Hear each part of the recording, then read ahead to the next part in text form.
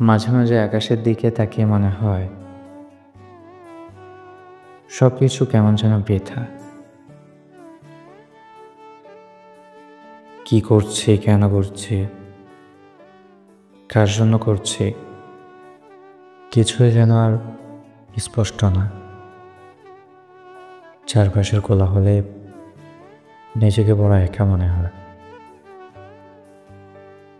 সবকিছুই যেন অর্থহীন, উদ্দেশ্যহীন এক যাত্রা। মনে হয় জীবনটা একটা গোলক ধাঁধা,